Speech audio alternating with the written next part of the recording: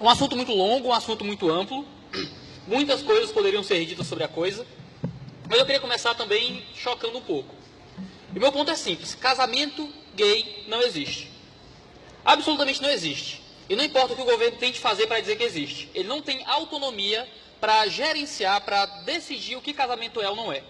Porque, antes de tudo, o matrimônio ele é uma estrutura que vem da ordem da criação. Ele vem da ordem natural das coisas. O governo, o Estado, ele não inventou o casamento. Ele não definiu o casamento. Ele só reconheceu o casamento. Porque a família ela é anterior ao Estado, ela é anterior ao governo. Antes de existir governo, existia família. O que acontece é que há uma tentativa de dar um passo para trás, de agigantar o Estado e de fazer o Estado poder definir aquilo que, na verdade, é anterior a ele.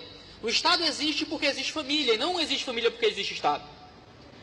O casamento gay, ele não existe. Matrimônio vem de mater, vem da ideia de ser mãe. Casamento vem de acasalamento.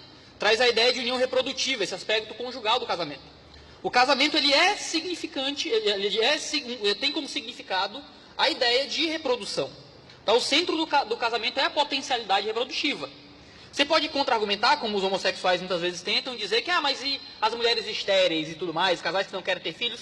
Ainda que alguns casais optem por não terem filhos, ou por algum defeito da natureza não consigam ter filhos, a estrutura do casamento ainda, via de regra, é a potencialidade reprodutiva. Quando você olha para uma cadeira que está quebrada, você ainda percebe quais são as funções daquela cadeira, ainda que ela não esteja cumprindo aquelas funções naquele momento. Ainda que um casal não queira ter filhos ou não tenha filhos, a potencialidade reprodutora ainda é o que é central ali. Então, isso se mantém em vários casos. Sodomia, o relacionamento homossexual, ele é algo do interesse privado do indivíduo. Um indivíduo, ele quer ter um relacionamento homossexual, ele tem. O casamento, por outro lado, ele é uma instituição que ele tem um interesse público. Se você parar para pensar na Grécia Antiga, por exemplo, não existiu povo mais homossexual, vou chamar assim, do que, se você ler a literatura da Grécia Antiga, é um negócio louco. Né? O pedagogo, por exemplo. O pedagogo era o cara que ia levar teu filho para a escola para protegê-lo de molestadores. Naquela época. Era um negócio meio louco. Existia uma homossexualidade muito comum ali. Mulheres eram feitas para reproduzir. O sexo que era louvado era o sexo do homem com o homem. E eles defendiam veementemente um casamento heterossexual. Porque eles entendiam que, por mais que o relacionamento homossexual fosse da esfera privada, era bom para a sociedade que os casamentos, essa instituição do casamento, permanecesse sendo aquilo que é. Porque isso é do interesse público, a geração de filhos, os filhos serem bem cuidados para a sociedade. Os homossexuais, infelizmente, eles começaram a gritar pedindo uma coisa. Eles queriam os mesmos direitos dos heterossexuais. Queriam o mesmo direito. Qual era o direito? De casar. Mas o homossexual tem o direito de casar, sempre teve o direito de casar. Assim como o heterossexual tinha o direito de casar. Um homem heterossexual poderia casar com mulher e não poderia casar com homem. Da mesma forma que um homem homossexual poderia casar com mulher e não poderia casar com homem. Os direitos, tecnicamente, eram os mesmos, para todo mundo. O homossexual ele começou a clamar por uma modificação dos direitos. E começaram a se colocar como os novos negros. Você já ouviu essa linguagem, né? Que é o que esses direitistas, fundamentalistas, fascistas, homofóbicos do inferno estão fazendo em proibir o casamento gay. É a mesma coisa que fazem com a escravidão. É a mesma coisa que fazem com não deixar a mulher votar antigamente. E isso é um discurso muito repetido pela esquerda. Só que é um discurso que não faz sentido, porque para você permitir que um negro vote, você não redefine o significado de voto. Perdão, que uma mulher vote, você não redefine o significado de voto. Para você tirar um negro da escravidão, você não redefine o significado de liberdade. Para você permitir que um homossexual case com outro homem, no caso de um homem, ou com outra mulher, no caso de uma mulher, você precisa redefinir a estrutura, a terminologia, o significado de casamento. Eles começaram então a pedir por direitos civis de herança e de coisas desse tipo, mas mesmo com a união afetiva, com o direito de poder criar um contrato de herança, estando à disposição, eles ainda buscavam esse ideal de casamento. Mas como é que você faz isso? Porque antes eles diziam que o casamento gay era proibido. Mas se você parar para prestar atenção, o casamento gay nunca foi proibido. O ponto é que família sempre foi percebida como um ato heterossexual. Ele não foi definido pelo Estado, não foi construído pelo Estado. Ele foi percebido. Porque o governo ele é posterior à família. A família é a instituição central e anterior de tudo. Tanto percebendo isso pela ordem da criação, por uma percepção natural das coisas, quanto pela revelação da palavra de Deus. A família foi criada por Deus já do processo criacional de tudo. A família não foi inventada posteriormente. Havia família quando não havia Estado. Então o Estado ele não tem como redefinir aquilo que é anterior a ele. Por que o Estado não pode definir o que é o indivíduo? Por que o Estado não pode definir o que é uma pessoa? Se o Estado quiser dizer que negro não é mais pessoa, ele pode? Claro que não. Porque a pessoa, o indivíduo, é anterior ao Estado. Por que o Estado, então, pode hoje definir família? Se a família é anterior ao Estado. E o Estado tenta agigantar para si coisas que não lhe pertencem. E o Estado, então, ele redefine o significado de família. Família antes tinha um significado, o Estado, na canetada, redefine família para agora abarcar algo que antes não abarcava, que são uniões homossexuais. No direito tem um adágio que se diz que quem pode o mais, pode o menos. Se o Estado, agora a gente entregou na mão dele o direito de redefinir o significado de uma união familiar, o que é que o Estado não pode fazer com a família agora? O que é que o Estado não pode mais proibir? No Oriente, a gente tem casos que o Estado proíbe famílias de ter determinado número de filhos. Quem pode o mais, pode o menos. Quem pode redefinir o significado de família, por que é que ele não pode proibir você de punir seu filho com a palmada, com a famigerada lei da palmada? A famigerada lei Menino Bernardo, que proíbe pais de dar palmadinhas nos filhos quando eles cometem infrações familiares ali. 2 minutos, já. A gente reclama que o Estado se mete na família, mas a gente dá para o Estado o direito de redefinir todo o significado de família. E acaba que a gente tem uma série de problemas. Por exemplo, o pátrio poder, que agora se chama de poder familiar, é a ideia que antes era percebido da própria natureza de família, de que um pai ele tinha direitos sobre o filho responsabilidades com o pai e tudo mais. E isso era um direito que era percebido a partir da estrutura familiar. Agora, no entanto, uma vez que o casamento não é mais definido como uma unidade potencialmente reprodutora, para passar a ser nada mais que uma unidade consensual afetiva, o pátrio poder, o poder familiar, ele não é mais algo que provém da própria estrutura do casamento, mas ele é uma concessão estatal. Agora, a responsabilidade de pai para filho e os direitos de pai para filho e vice-versa não são mais algo que fazem parte da estrutura da família. Agora, é algo que o Estado lhe dá. E se ele dá, ele tira.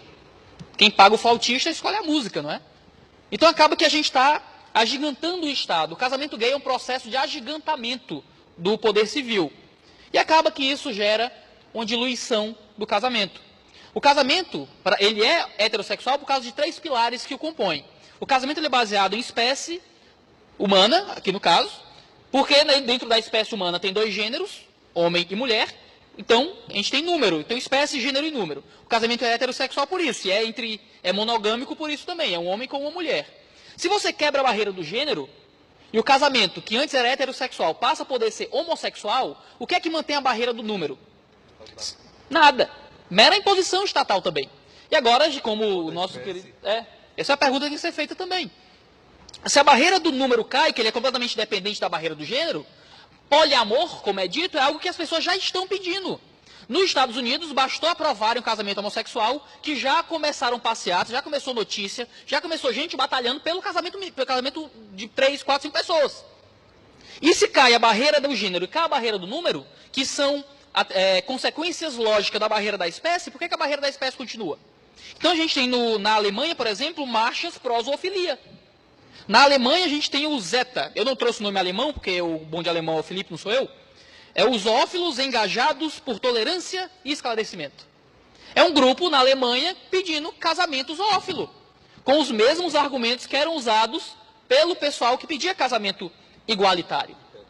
Se a gente aceita casamento zoófilo, que é um ser que não tem direito civil, que é um animal, o que é que impede o casamento pedófilo ser o próximo passo? Para encerrar, eu quero concluir. Se cabe tudo no casamento, o casamento não significa mais nada. Se cabe tudo dentro dessa instituição e ela é esticada ao ponto de enquadrar qualquer relacionamento humano, então o que é que o casamento ainda significa? Chesterton dizia que quando a gente está na beira do abismo, o único jeito de avançar é retroceder. Então espero que a gente possa repensar essas decisões aí. Eu confesso que tem dias que, olhando como o Brasil está, eu vou dormir de um modo bem kafkiano, sabe?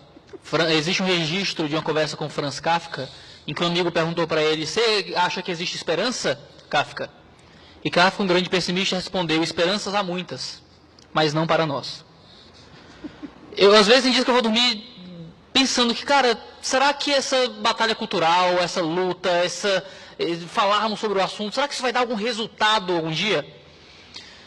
Mas então eu tento dormir de modo mais paulino às vezes. Paulo ele escreveu em Romanos 8, versículo 24, porque na esperança fomos salvos.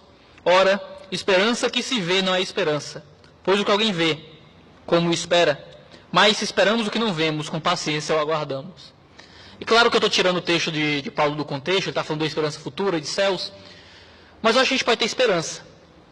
Eu acho que mesmo se você tiver uma escatologia pessimista, de que tudo vai piorar apesar da gente. Vai piorar apesar do nosso esforço. E se o mundo vai piorar, que nosso país nade contra a maré.